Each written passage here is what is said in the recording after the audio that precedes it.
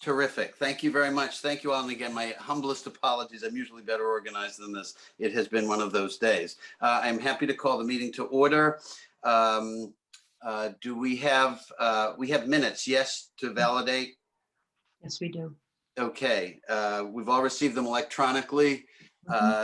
Is there any amendment, any change, any addition to the minutes of our last meeting?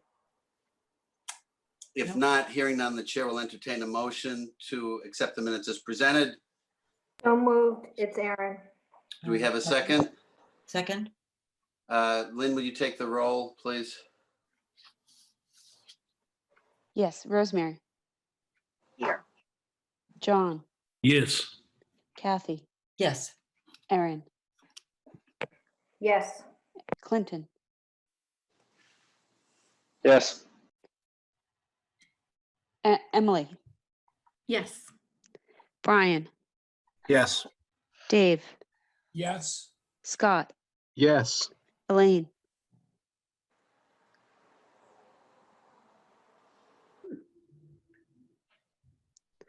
Susanna. Yes. George. Yes. Doug. Thank you very much. Doug. Doug just joined. There you are. Okay. Oh, hi, Doug. Oh, sorry. I'll abstain because I don't know what the vote is on. We're just doing the minutes.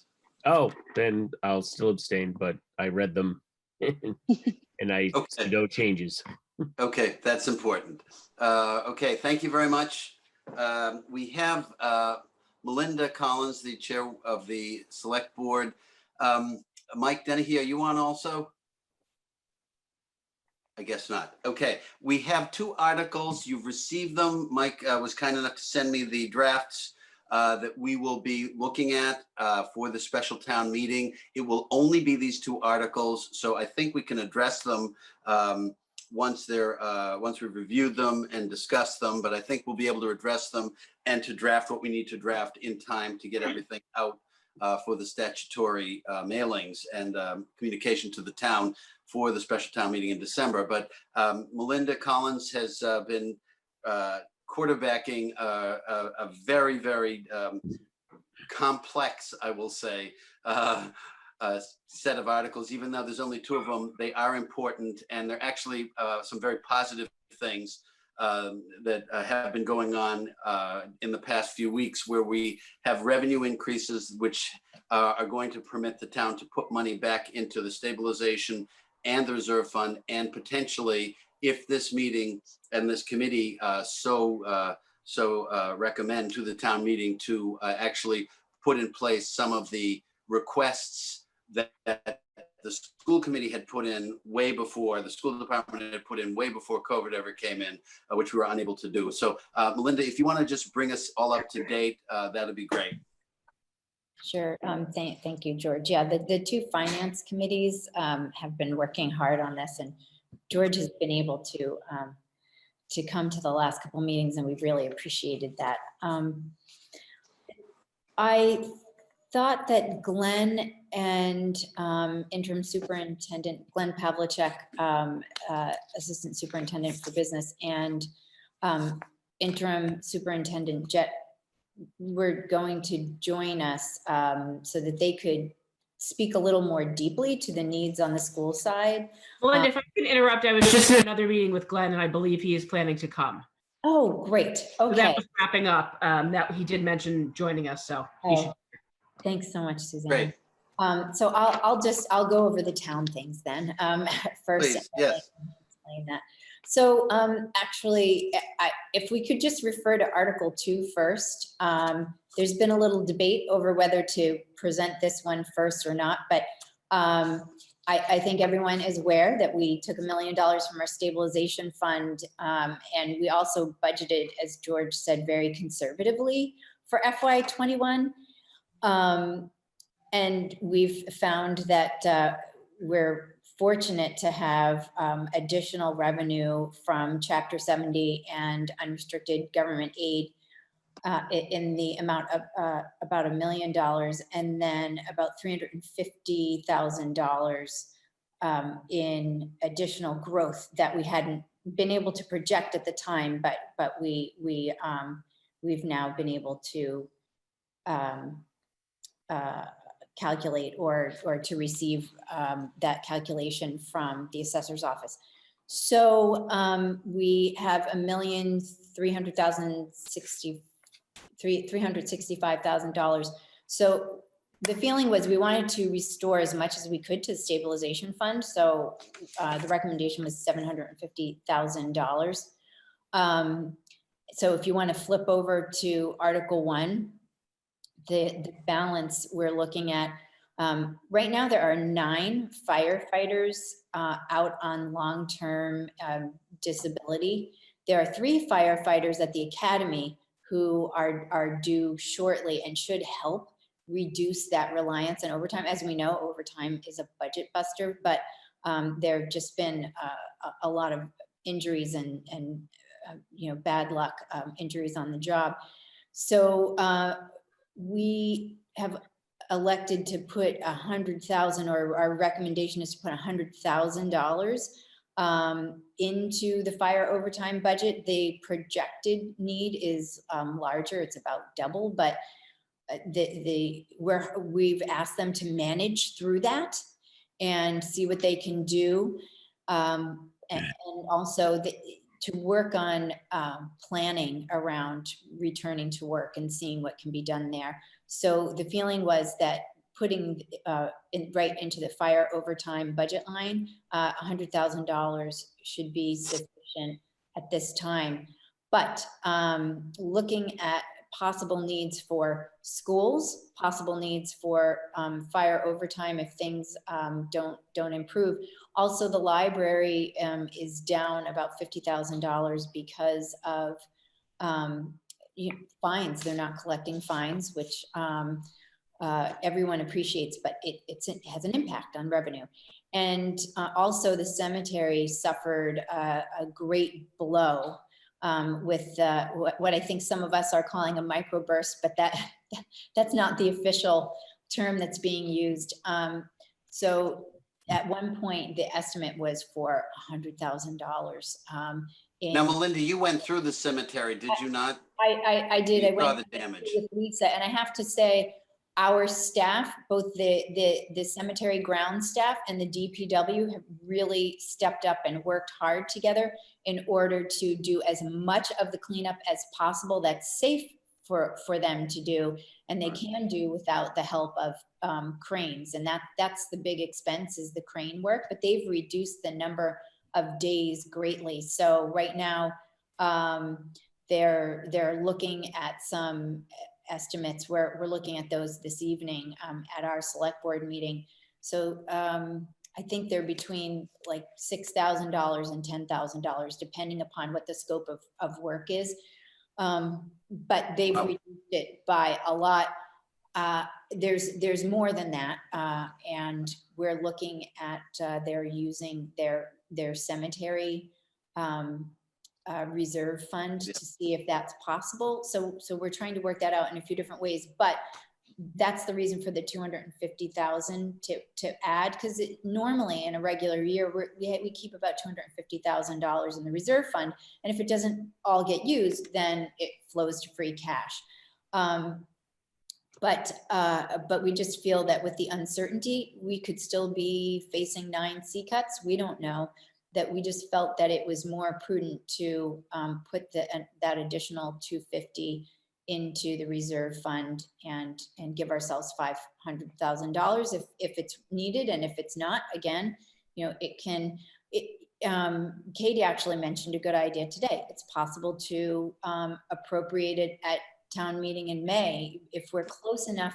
If we see at the end of the year that we can do this, we can reappropriate that money, or if it falls to free cash, then we can look at it in the fall or the following year.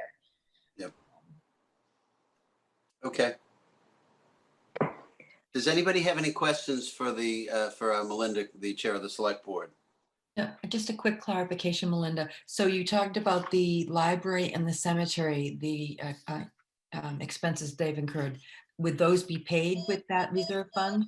Well, the library hasn't incurred additional expenses. It's a revenue, a revenue shortfall.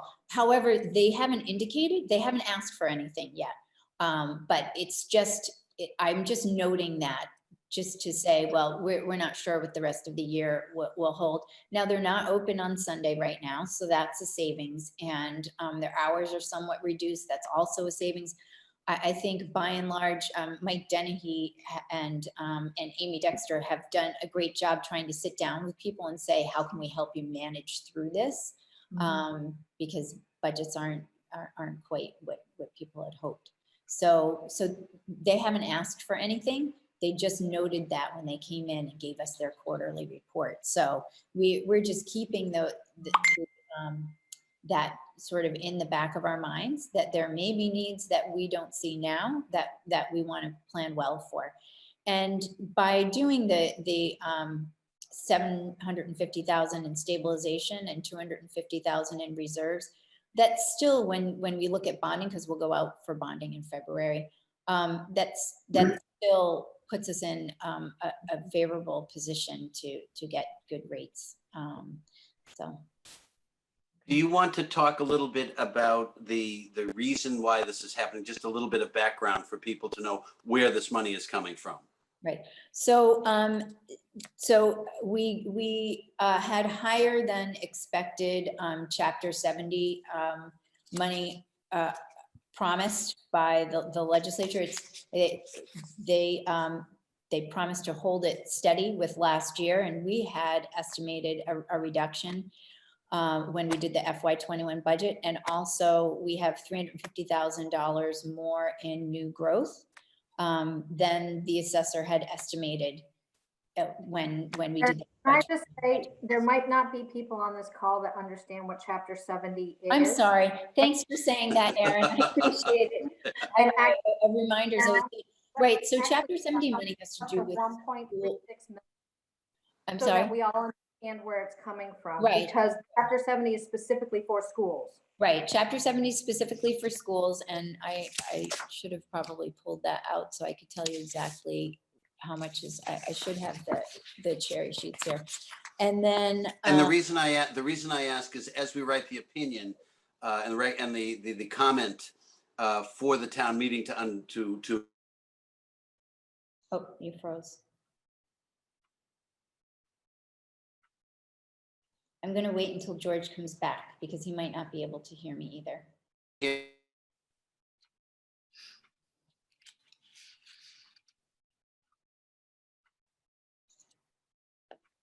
Try it again.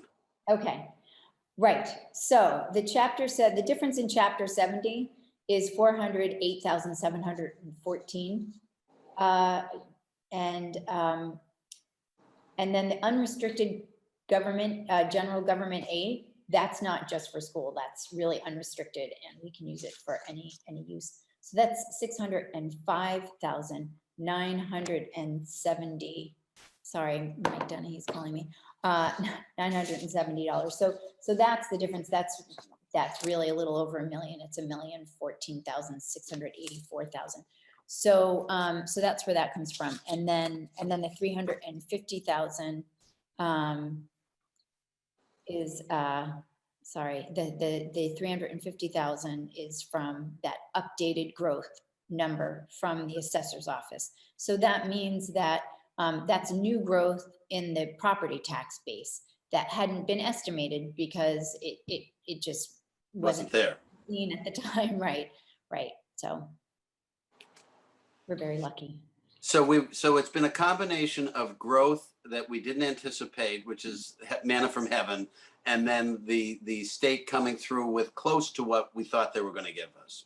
Right. And is that accurate? Yeah, absolutely. And I can send you Amy's sort of little roundup on that so that you have the exact numbers if you like. And for those of you who are new to the Warrant Committee, when we went through this budget, beginning actually in December of last year, it went through several iterations and even more so after COVID hit, because we knew we would have to modify the appropriations and the allocations in the interest of conservatism. And very much to the credit of the select board and the school committee, they went through and the town departments as well and reduced requests to absolute bare bones. And that conservatism has served us well because the town did not have to lay people off. We've been able to maintain services, and now we are in a good position right now to restore some of them because of these allocations and the new growth that have come in. Right, Can I ask a question, Mr. Chair? Yes, please. So Chairperson Collins, I'm curious. So the state gave the schools an additional 408 plus change. And then we're using, according to what I'm looking at here, 180,000. So that leaves approximately $250,000, a little bit more. Are we putting that aside with an earmark next to it saying that that came from the schools, or are we just putting that into our general, what's the plan for that money? well, and you know, this is actually a question I think that we need Glenn for. And that's why he was supposed to come tonight. He should be on shortly, I would expect. So if you want to hold that question. I know it looks like we're taking money from the schools, but that's not actually how it's working. Right. It's just that there's money that was taken out of the unrestricted government aid and put into the school budget, which happens every year, right? Because the school budget is the biggest Enormous. part of the budget. It's at least 65% of the whole town's whole budget. Right. So it looks that way, but that's actually not what's happening. If we just use the money from Chapter 70, we would have nowhere near what we do. So, but Glenn might be able to give you a more elegant explanation than I can. Other questions? Oh, As Melinda, as we look at this year's budget, we are in a reasonable position at this point in time. The part of the discussion that we had is that we also have to prepare for 2022, which is again not going to be an easy year. And I know that, do you want to talk a little bit about some of the select board's I'm sorry, could you excuse me, George, for 1 minute? Yep. There's someone here asking me. Okay. Well, we have Mike Dennehy here. Hi, Mike. Mr. Chair, sorry I'm late. I thought it was 6:30. Not a problem. Pardon me. We not a problem. We started. We got the ball rolling. We have our Okay. explanations in hand, Sorry about that. and we have Melinda back. Yeah. Let me know if I can be of any help. Don't be sorry. It's fine. It's fine. No worries. Okay. It's that lovely gentleman here cleaning the building. So, okay, sorry. Now you were asking a question, and Mike is here. So, Well, we were talking about, we're getting through this particular allocation for this fiscal year, which is going to which will leave us in good position. The forward 2022 and even into 2023, there are still some questions. Do you want to address a little bit about what as we make these changes? We're kind of not out of the woods yet, and if you can talk a little bit about that, that might give us a little bit more context. Well, I wish I had more to say.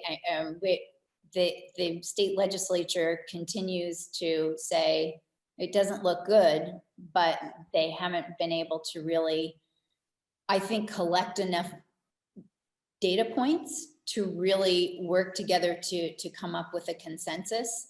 Yeah. So that's one reason that we felt strongly about restoring as much as we could to the stabilization fund, because we feel that we're going to need it again in 2022. And we're hoping to, like, the school positions, that's a half a year of 6 positions plus the employee benefits that go with that. And everybody wants to be able to keep those. And I'll just share a little bit of detail since Glenn and Mr. Jett aren't here for the moment. But it's not obviously everything that they asked for, but it's tech positions and math and reading interventionists. And there's more that's needed, but that's what can be done. So one of the conversations that we've had in the finance committee meetings is that we're not sure what's going to happen in 2022. But right now, students really need these services. If you look at a third grader, if you go beyond third grade and you haven't caught up to your grade level in reading, it's very difficult if you can catch up at all. So, and there haven't been tech teachers at some of the schools. And it's difficult to have one or two people servicing 4,000 families. And Melinda, Sheila Varela just joined the meeting, so your segue is perfect. Okay. Sheila, I know that you're there. I don't know if Glenn and James are on their way. I'm just on their way. Yep. Right. We just started talking about the school department component of the request. Okay. Can you begin, and when they come, they can add their color as well. So thank you very much for joining us, everybody. This is Sheila Varela, who chairs the school committee. So have you gone through the request for the positions, or do you want me to start going through that, or? We were just beginning that because we've gone through the other things as well. So if you want to go through some detail on that, and when James and Glenn come, they can add and answer some of the questions that have already preliminarily been posed. Okay, 1 sec. I just want to text them really quick to say I'm starting.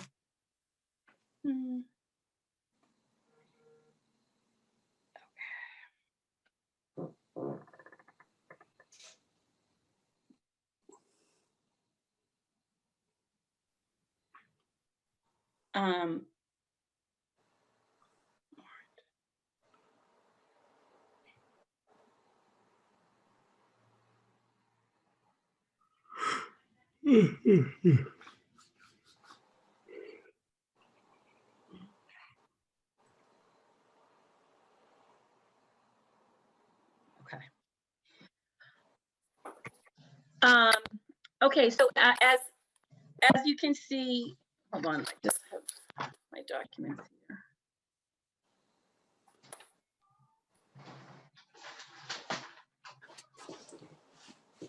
I should give you all information that the school department had requested at an earlier meeting 8 positions Right. to be filled. And the wisdom of the committee was that we couldn't do that, but Sheila will tell you what we actually have determined, recommend. So most of these requests were in our initial ask for FY21. I'm going to set the precedent there, and that we then took back because of COVID, and when we had to revote a more conservative budget. So what we're asking for is a reading specialist. I'll just go quickly. Reading specialist at the elementary, a math interventionist for the elementary. We need 2 technology teachers due to, not just due to COVID, but we needed them anyway. And now that we're in COVID with remote learning every day for half a day, and then some days it's your remote day on either 2 days 1 week or 3 the other. A science teacher at the high school, and a world language teacher at the middle. So I'm going to start to talk about reading specialists. I think Melinda was maybe talking a bit about that, but we really very much need, more reading specialists, because the lack of time on task that people experienced last year only reinforces, there's a lag, in reading, so that we definitely need the specialists to come on board to try to help out with that lag there. We currently now only have reading specialists that help out grades 1 and 2. And we don't have any support for children who struggle with reading in grades 3 through 5. So this is what that reading specialist will serve. And they'll serve for grades 3 through 5. The math interventionists, we don't have currently the math interventionists. We asked for 2, but came down to 1. This math intervention will work directly with students. So the reading specialists are people that work with the teachers who are teaching grades 3 through 5. methods and best practices for children who are not on level, where the math interventionists are people that work directly with students who are struggling. We don't have any math interventionists in elementary schools at all. So we're going to work directly with students to address critical grade level skill needs. I just want to make sure Glenn is here. Is James here yet, Glenn? He didn't have the link. I'm just sending it to him. Okay. It didn't get sent to us, but I just went on the webpage to get it. So, so I'm gonna wait on technology for James to talk to you about that. The science at the high school, science, the science classes have expanded immensely, and we've taken up one of the science classes. James explained earlier this morning to be what we call it, sort of like the medical waiting room, an additional waiting room. When kids are sick, they're not waiting in the regular nurse's office now. If anyone shows any signs of illness, we don't really call it the COVID room, but we call it the medical waiting area, that's where everyone would be, which is actually taken up some of our science area. So our enrollment is pre-COVID, as you know, is up by, and Glenn can talk to you percentage-wise. Hold on one sec. James, do you want to take over, or do you want me to finish science? I was just going over the science position. Okay, yeah, no, and I do apologize, folks, just a little caught up. In terms of the science position, prior to COVID, we were already reaching a capacity with the enrollment. The furniture, the structure of the room is stationary so we got to go by OSHA guidelines when providing various labs and preparation. And so we were looking for that science person to also spread out that enrollment. And it makes it very difficult. It becomes a safety issue in addition to best practices in terms of manageable class sizes. And I apologize, Chair Varela. I don't know how much you got through there. So I went through reading and math, but if you want to go back to technology and then do the world language. Right. So I'll start with technology. For those who don't know, we've had IT folks who have been in the position for the last 20 years, the minimum. I think our most, the youngest, or I would say the person with the least amount of experience is 20 years, and AJ Melanson, who joined us in that capacity a few years back.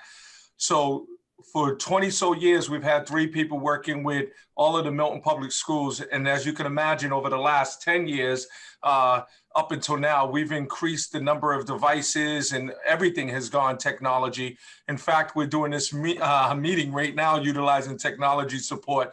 And I need to say we're reaching 4,430 something students or 300 something students every day using technology. So it's not just turning on devices, providing support for our teachers who are now learning to teach in a different manner in which they were previously taught to do. We're also working with families, particularly at the elementary level, to provide them support. Last week on the 7th, I know AJ Melanson and some of our staff are trying to work and train parents. Because of the virus, we're in this hybrid or remote model. We want to make sure that parents have support to support their students. Otherwise, we're in that predicament. So it is essential that we need the staff. And I think if you look at comparative data between Milton Public Schools and other school districts, just to give you an example, Braintree has about 6.5 people technology support. That's just IT support for enrollment of about a little more than 5,000. We have Sharon, it has 5 with with 1,000 less students than we have. Norwood has 1,000 less students than we have. They have 5. Canton has almost 1,100 students less than we have, and they have 5. So we're trying to get caught up and make sure that they're balanced. So I think the technology is essential, and I think we all agree to that at this point in time. As far as the reading specialists, and I know, Sheila, I know you said you talked about that. In addition to the 13-week closure coupled with the potential regression over the summer and the fact that we're in hybrid right now, our students are in-person learning far less than they would have been in a normal year. Typically, they're in the building 6.5 hours a day. They're in the building approximately 3 hours and 15 minutes at this point in time, particularly at the elementary level. If students are not reading at grade level by grade 3, they're going to fall behind, and that makeup was always there. So providing that intervention right now also is a cost saving potentially on the other end for special education services. We're seeing a spike right now for that, and the same holds true for the math interventionist. As you know, math is just like stepping blocks, building blocks. It's a cumulative subject.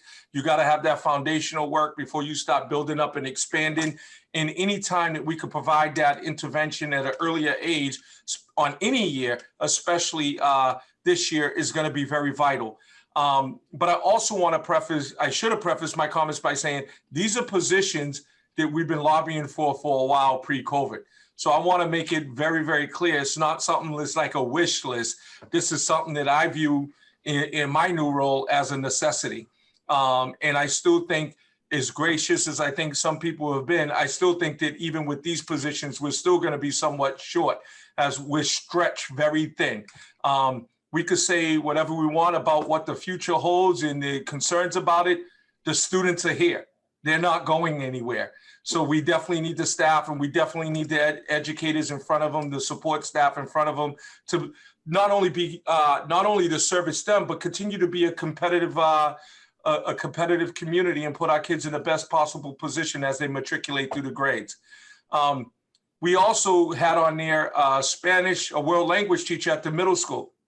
If you don't know anything about the middle school, last year they were busting at the seams. Close to 1,000 students with 3 grades. In grade 6, they had 351 students where 35 of those students could not eat in the cafeteria because they were already at capacity. That was last year. So 35 kids were not in that cafeteria with their peers eating lunch on a daily basis, 180 days. They had to go to a team area, go into a classroom to eat lunch. I'm embarrassed to say it, but that's what happens. You build good schools, you got a good quality, kids are gonna come, families gonna come, and that's what's moving in. So that's the world language piece there. We talked about the science, we talked about the 2 interventionists, and we talked about the technology. And I know Glenn may have talked about enrollment, but there's about 890 something students in private or parochial schools within the town. If we hit with another closure, or depending on how those families are impacted by the virus or employment, or they have the right to come to the Milton Public Schools, and we can't deny that. We also have a number of students that we anticipated it was going to come into the pre-K or kindergarten who folks are keeping their kids or putting them in a different setting to give them a full day that we can't do at this point in time. So all of those things come in is kind of like the perfect storm that we're dealing with. And I continue to use the analogy, we're all in the same storm, we're just in different boats. So hopefully you guys are in a different boat rowing in the same direction as us, and we look at this favorably. Thank you. And by the way, everybody, unless you, in case you didn't know, this is James Jett. You just heard the superintendent. I'm sorry, I didn't get a chance. Sorry about that, James Jett, superintendent. No, that's okay. We figured it out, but I just wanted for the good of the order in the minutes that everybody understands who you are and what your role is, and the great job that you and Glenn and she and the rest of the school department is doing in really very, very, very tense times. Glenn, would you talk a little bit about the enrollment and how things are shaping up? And I know that there are a couple of questions with respect to Chapter 70 money and things like that that have been asked that I know you'll be able to handle effortlessly. All right, so we have seen some outward migration in kindergarten grade 1 this year. We had 340 kindergartners last year. We anticipated about 370 this year. We've gotten 311 right now. In polling them, we found out that about half of them have decided they're going to take another year of preschool and come to kindergarten next year. And probably the other half of them have decided we're going to use a local preschool that still has full day, 5-day services. We expect the vast majority of those to come back. Certainly all the ones that are took an extra year of preschool are still planning on coming back, they told us. And most of the ones who have gone to private kindergarten have told us they want to come back because they're talking about, well, how do I, how will I do my first grade choice and this and that. So we know they're planning on coming back as well, which means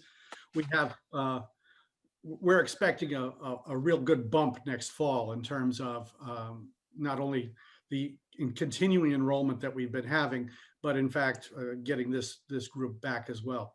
On top of it, though, even with that out migration, we've had 200 new students enroll this year in all grades, from kindergarten through high school. I think yesterday I had 3 more students enroll. I mean, it's almost on a daily basis that we're getting students moving in. They're moving in at any particular time. It's not just the beginning of the school year. It's, every day there's something new happening with that. So despite the fact we've lost students in K and 1, our overall enrollment is relatively stable to last year, which means that if those students in K and 1 hadn't either redshirted or taken a kindergarten private, we'd be even up higher than we were last year. So, I mean, our enrollment is still strong. People are still moving into town. They're still, you see the real estate. Houses don't stay on the market for long. We're still an attractive community and we're still growing. But, we managed a little bit this year with K and 1 especially, but our kindergarten classes are still large. I mean, we have, 15% of our students roughly have chosen to be completely remote. Had they said, we all want to be hybrid, we literally at 6-foot guidance and so forth could not fit half of our students in the schools. Basically, if all of those students said, we don't want to be remote anymore, we want to come back, we'd probably have to go remote. It's a kind of a bizarre scenario, but we just don't have the room especially at, the safety guidance of 6 feet and all that to fit half the students in the school at a time, let alone figure out how to feed them lunch safely with half the students in the school. So enrollment is still strong. You had a question, George, about chapter 70? Please, Aaron actually did. Aaron, do you want to pose it, please?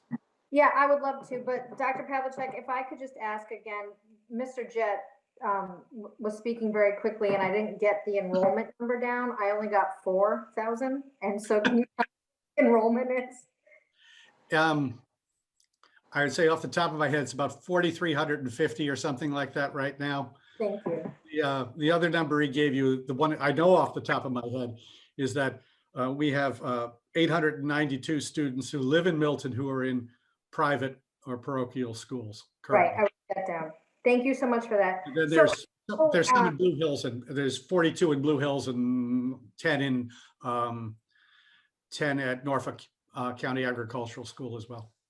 Those are public schools. Number go up. I'm the one who writes that comment for the warrant, so I'm happy to see that number starting to go up again for the Blue Hills. It was a shame we didn't have anybody from Milton running for that school committee. I'll be interested to see who the write-in is on that. But my no, not me. My question is regarding the Chapter 70 money. So we all know that obviously the school budget takes up a large portion of the town's money, and we all understand that, and that's a fine thing. My question specifically was around the fact that Chapter 70 did increase, in fact, for this fiscal year 21. And so it looks like you guys are requesting 180,000 of that out of the 408, which leaves roughly $250,000, a little bit more.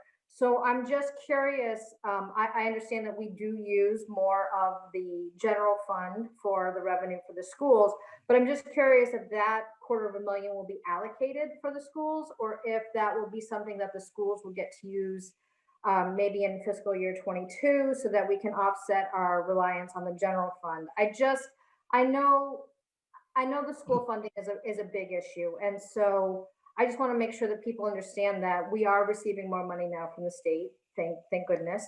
But I want to make sure that that's not just going into the general slush fund. So if you could explain that to me, that would be fabulous. I know the school funding is a big issue. And so I just want to make sure that people understand that we are receiving more money now from the state. Thank goodness. But I want to make sure that that's not just going into the general slush fund. So if you could explain that to me, that would be fabulous. So two pieces. When we put together the revenue proposal for last spring to try to build the budget that we're living under now, at least for the town, we were very conservative in what the expectations were for Chapter 70. The state had promised this Student Opportunity Act money, which was a reformulation of the Chapter 70 formula, which was going to be phased in over 7 years and was going to, actually the first year was due to give Milton well over $1 million in new Chapter 70 money, because we've been historically hurt by the formula. Right. When we built the budget for last spring, we decided to ignore that basically and say that there's probably little chance the Student Opportunity Act money would come in year one. They would probably delay its implementation and so forth. So we put in a very modest amount. Basically, the usual minimum addition is $25 a head student cost that they always tack on, but we assume nothing more than that.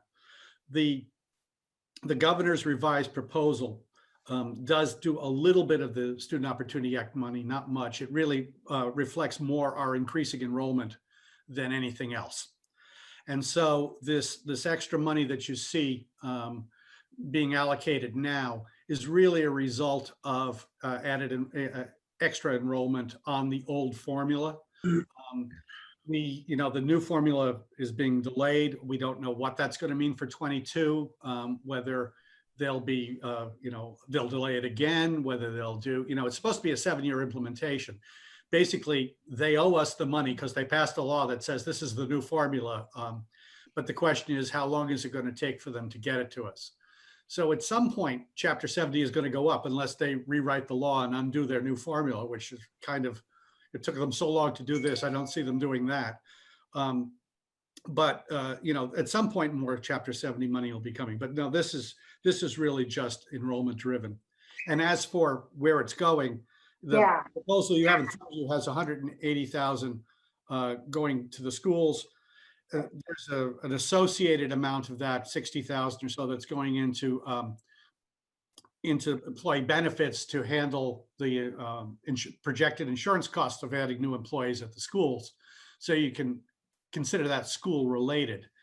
But the bulk of it is, you've probably seen from before I came on, is going into the reserve fund or stabilization fund, basically to fill in the borrowing we did from stabilization last year and to position ourselves for any surprises that come down the pipeline this year in terms of, increased costs having to do with whatever arises between now and the end of June. So how much of it is going directly to the schools? Well, only really the 180. How much of it might end up being part of a school budget either this year or next year? It depends what happens with the reserve fund. It depends what happens with stabilization for next year and all those things. But it's not earmarked in that sense beyond. Right, that was my, Dr. Pavlicek, was that it wasn't earmarked. I'm worried that in FY22, if the school goes to ask for more money from the general fund, that there might be folks balking at that. And so I just want to make sure that it's clear that some of that money that has been put back into the general fund actually did come from our increased enrollment. I just want to make sure that people know that it's apples and apples and not apples and pineapples. Which leads me to my next question. So the 60,000 in the GIC, or the group insurance, that's for basically the additional employees for the school? Yeah, assuming that you use that 180 for new employees, which is the plan, there's an expectation that certainly some of them at least would take health insurance, they'd be eligible. Yes. So we're putting aside a projected average amount to say that this is what we're using to project for new employees. Doug, you had a question. Sorry? Doug, did you have a question? Yes, thank you. Sorry, I was muted. If Erin is finished, I'll change topics. First, Dr. Pavlicek, thank you for being with us and that detailed explanation. My compliments to your beard. It's inspirational. On a different topic, and this was prompted actually by an email I received while we were in the meeting, is could you, either Chair Varela or the Superintendent Jet, tell me as best you can the numbers by school and break out by staff and students, the number of people testing positive for COVID?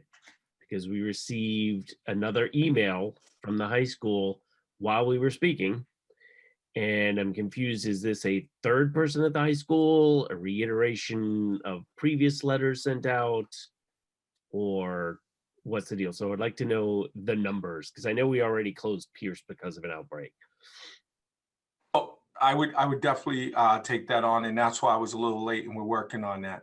I would preface my comments about by saying our commitment to provide students with in-person learning. That's why we're in a hybrid, and that's why we're even more of a challenge with staffing. Yes. So as far as staff is concerned, we're now up to, I believe, 14 cases in the Milton Public Schools. Today's situation was, it happened to be a staff person. We're not shutting down. What we do is we go into immediate contact tracing, and then what we do is we supply. So we are making some shifts. We're being very creative. That is the commitment of the school committee. That is commitment of the central office and the faculty and staff to keep these buildings open as long as possible. So those are the number of cases over the last 3 weeks. Now, I will say that makes me very concerned. It's no secret what just happened in Boston. I think Chair Varela mentioned it early this morning, talking about the surrounding communities, their late start, some not going hybrid. Milton started and was committed to starting and opening on the 16th. It would have been earlier. That was the guidance that we got from the state to delay the start 10 days. So I would be remiss if I didn't give the credit to the faculty and staff that are in the trenches with the teachers. But that's why it's even more important, because in order to do this, we're stretched out and had to utilize people very creatively to make sure that we could support the students in both the hybrid and the remote choice model. So we're not shutting down the high school. I want to be clear about that. Yes, no, I appreciate that. And I do want to commend the whole administration and committee for, trying to provide the best leadership possible under very difficult circumstances. We certainly do want to keep the high level of education our children receive going, and as well as that pretty much in person as much as we can, but that does provide risks. I just wanted to make sure that that I wasn't confused, or anybody else, as to the number of cases. So at the moment, it's among the schools, pretty much the middle school and the high school, there were 14 cases of both over 3 weeks. Over the 3-week period, yes. Yeah, this week was. If I could take 30 seconds, because I think it's important to address the leaders in the town or folks on these committees. There is a swell of people that wanting to go full in person. And I want to be clear, we're only in week 6. And if you look around the state, you look around Milton, you look around the nation, the numbers are increasing. And in some cases, they were back in May. Yes. We are still open. But I believe Dr. Pavlicek talked about that with the calculus of 6 feet social distance. It makes it very difficult. It makes it impossible for us to go full in person every day. So I know that there's a concern out there. I empathize with families that are having that challenge, but it's just very complicated at this point in time, and it's impossible. Yes, and forgive me, I didn't mean to imply in any way any aspersions or anything on that, but I also wanted to bring it up because it is very important and timely, but also that we do see around town, not in the schools, but like groups of people, kids riding around. You're seeing some absences of masks. You see people gathering or have parties, things like that, and wanted to make the greater public know. All the other leaders probably share frustration that some people might not be getting the full message of having to wear masks, having to stay away from each other, having to forego in-person activities like, Sunday game day, have a football party, things like Or that. Halloween parties for that Or matter. Halloween itself. Yes, absolutely. Just Superintendent Jett, I just wanted to say, first of all, thank you for everything that you and all your staff are doing to keep the kids in school. I had a related question.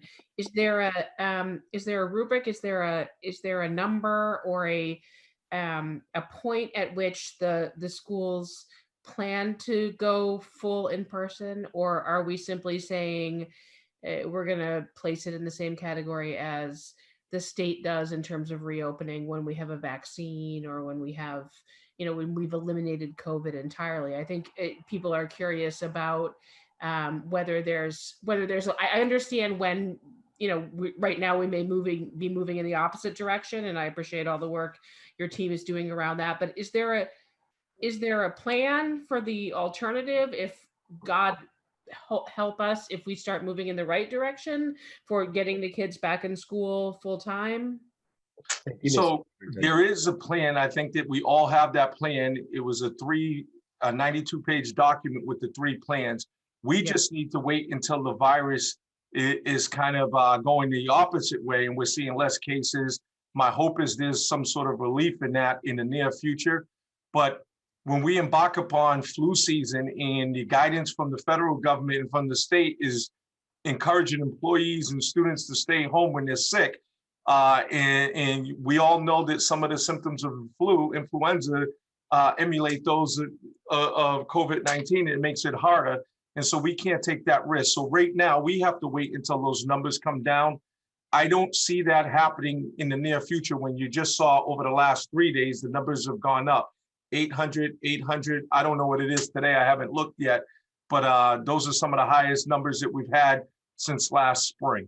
Yeah, and I agree with you, and I'm not questioning your judgment. I'm just wondering if there's a trigger point or with constant reevaluation. There's no set number, even with just like there's no set number for the school to close. It all depends on the impact of the student population and the faculty and staff.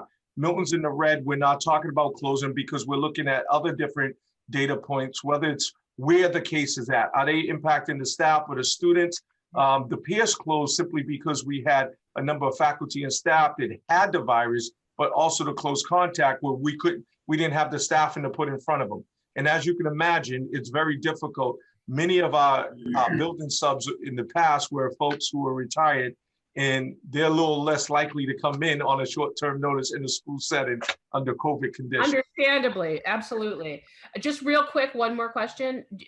We're getting these letters. I have kids in 3 different schools, so we're getting these letters and we're getting all the information, which we appreciate. Getting calls about contact tracing. Is there the contact tracing process? Does it include the health department? Do you have people in the schools who are doing it? Sounds incredibly arduous. So very good point. Milton has taken the approach that we're erring on the side of caution. So sometimes our faculty and staff have been generous, providing documentation if they test positive. Parents have done a great job with their own kids, which we appreciate. Otherwise, we're at the mercy of another Board of Health outside of the town of Milton, waiting for it to get up in their queue in the Maven system and then notify us. So we're able to act very quickly. So that's another thing I want to compliment the faculty and staff on. Second of all, it's the CTC or it's the Board of Health that does the contact tracing. We assist in that because we have schedules, we have information, and it helps expedites the process. But because we are familiar with our students and our faculty and staff, our head nurse working with the principals of the buildings, depending on where the positive case is at, are the ones that are really doing the conversation with our families. So we could talk about in-house things that you can do and in the timeline for their return and what they need to do and any questions that come up. So it's a combination of both. Carolyn Casella would do it for the folks in town, but in terms of our faculty and staff, if you test positive, like I don't live in Milton, if I test positive, my positive test is going to go to the community in which I reside. So that's why, and so we're kind of navigating that process, but we're learning on the fly, and kudos to the town of Milton, because I definitely think that we're leading that process in the state. I really do believe that. I appreciate that. Thank you. You have nurses who are doing yeoman's work, and I am grateful for all your work. Thank you. Thank you. Thank you very much. Are there any other questions And if there are not, we can, I think, go ahead and vote on these because I have been reasonably assured that these are in final form. Does anybody have any further questions for the superintendent, Dr. Pavlicek, or Chair Varela? I'm assuming Mike and Melinda have gone because they have a select board meeting tonight. Yeah, Yes. we have a 7 o'clock. We're like 2 minutes over, but we have. a Okay, school you, meeting thank too, you. so- If we have no other questions, I thank you very much for your time, Thank and we're very grateful to you. And we'll just have our deliberations now. Okay, great. Thanks so much. Thank you. Thank you very Good night. much. Thank you. Yes, keep up the good work. Ladies and gentlemen, we have before us these two articles. Everybody should have received them. Is there any discussion about, does anyone engage in discussion about Article 1, the restoration of $750,000 to the stabilization fund? Now, the stabilization fund, for those of you who don't know, is effectively the town's savings account. It's its piggy bank. And the objective is to keep as much in the stabilization fund as possible at all times, because it requires a vote of the town to take money out of it after a fashion. Unlike reserve funds, which are part of the operating budget, stabilization fund is kept in literally to stabilize things when necessary. So to restore that money is in everybody's interest, particularly as the town, and as Mike Dennehy explained, is going out for a bond in February, and the rating agencies and bond investors look favorably at strong stabilizations fund, which Milton has, and also additions to it. And the fact that we make an addition to it at this time, when so many other towns are drawing their reserves down, is significant. I mean, it boosts our AAA rating. So for that background, it is a positive thing. Does anybody have any concerns about putting this money back into the stabilization fund? We'd recommend, what we're doing basically is recommending it to town meeting. They have to adopt it. We would be recommending it to the town meeting that they restore it. So that's basically what this vote would be. Mr. Chair, I have no issues, but I believe it's Article 2 and not Article 1. I'm sorry, you're exactly right, because we talked about flipping that this morning. And that putting that one first, and that's what I'm looking at my notes, and that's what they're saying. But I'm now you're exactly right. I'm looking at Article 1 is actually the allocation. Article 2 is the stabilization fund. So I don't know if that's going to happen, that they're going to flip it with the final. But let's vote. If anybody, I would like to vote on Article 2 first. If anybody has any reservations or any concerns or any further questions for us to bring to the administration, now's the time. Because as I say, if we can accomplish this now just for the mechanics, so you all know what's happening, we have to have our draft in by the end of next week, so that it can go out to the printer to be published to the town for the statutory time several weeks before I think 4 weeks before the actual town meeting, special town meeting is called. So if we can do this tonight, we obviate the need for any further meetings. And then if we can assign 2 people to write the opinions, I will write the background letter to write the commentary for these articles. It's only 2 articles, which is an unbelievable thing, given the number of articles we've had in the past. This should be a walk in the park.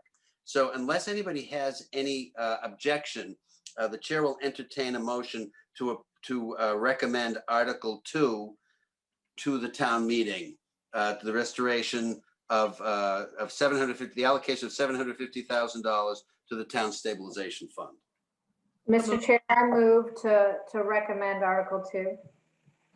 Is there a second? I'll second that. Do we have any discussion further? If not, Lynn, would you please take the roll? Rosemary, Yes. John, Yes. Kathy, Yes. Erin, Yes. Clinton, Abstain. Emily, Yes. Brian, Yes. Dave, Yes. Scott, Yes. Susanna, Yes. George, Yes. Doug. Aye. We have the recommendation, 1 abstention. Thank you all very much.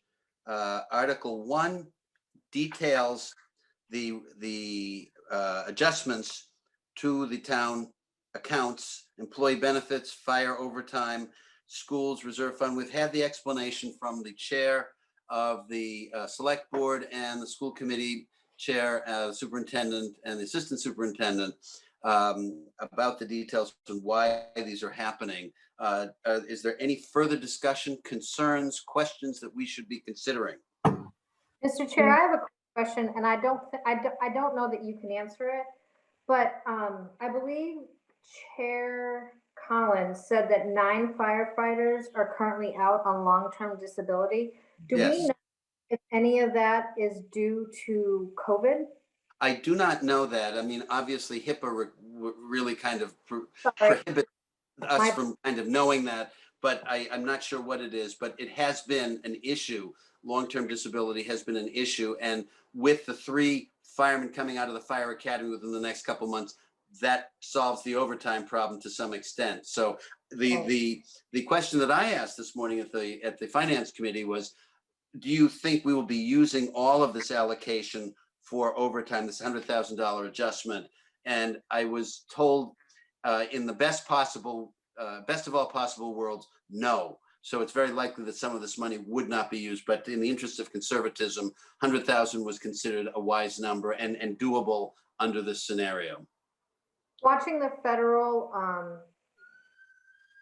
budget debating, surplus, stimulus stuff that's going on right now, I'm just curious if any of that was, or any of our state or any of our municipal employees were out on COVID, if it's something that we could then get reimbursed for from the state. So I don't know if that's true or not, Mr. Chair. If it is the case, you can be absolutely certain that Mike Dennehy and Amy Dexter are going to be all over that one. Thank you. Erin, I can know tell that for a fact. I can tell you that I do this work, that's a no. It is a no. I love the idea, but no. Yeah. If it were possible, they'd do it. But if it's a no, it's a no. But they are going after it. Yeah, I believe it. Yeah. And besides, who knows what's going on in Washington? I mean, it's funny. It's always silly season down there, but we're totally through the looking glass at this point. If you ask me. So I don't even talk about that, because I just, go home and cry about, you can't even cry anymore. So what's the sense? Stick to local, George. Stick to local. Yeah, right. Local, local we can do something about. What's Tip O'Neill? All politics is local, right? So back to the subject at hand. If we have no further questions and we're all satisfied that these restorations to the accounts are manageable and prudent, the chair will entertain a vote to recommend Article 1 to the town meeting as listed before us. Everybody has the copy, I'm assuming. Mm-hmm. So moved. Do we have a second? Second. Thank you. Any discussion further? Hearing none, Lynn, please take the roll. Rosemary? Yes. John? Yes. Kathy? Yes.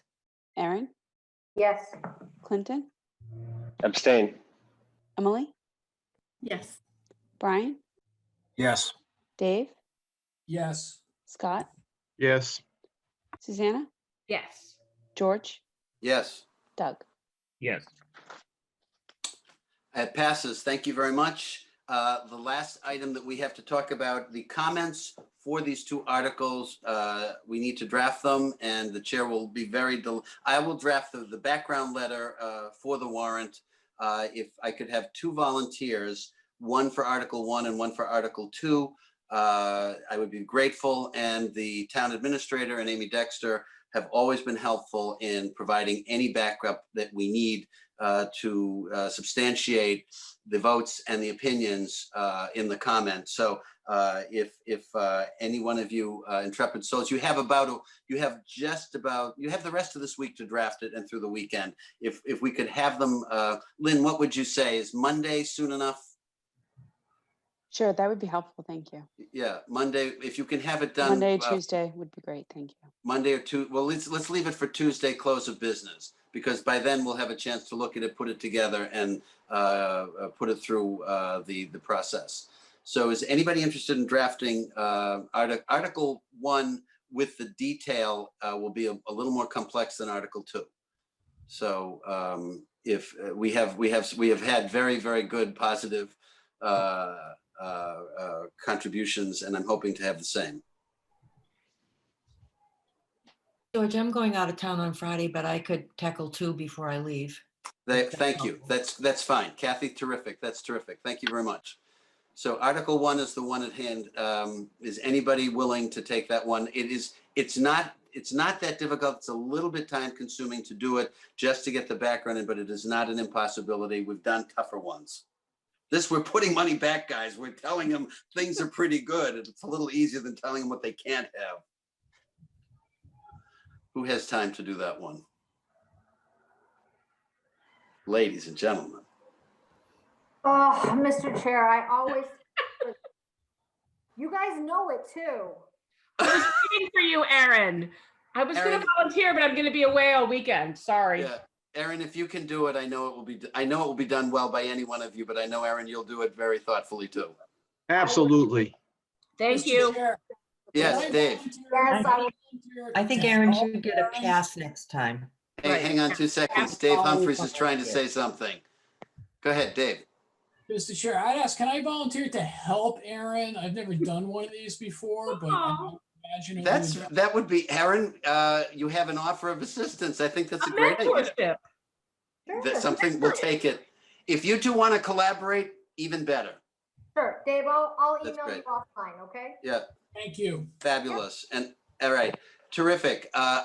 If this is, unless I hear, and I have to caveat this, ladies and gentlemen, because I know what we've been through in the last 6 months, unless I hear that there are modifications to the language on any of these, I don't believe we will need to meet before we submit this. But I will just ask you to be pliant, flexible, and patient in the event that there is a change in language and we do have to convene by Zoom next week. I am hoping that won't be the case, but as soon as I know, I'll communicate and we'll do what we have to do.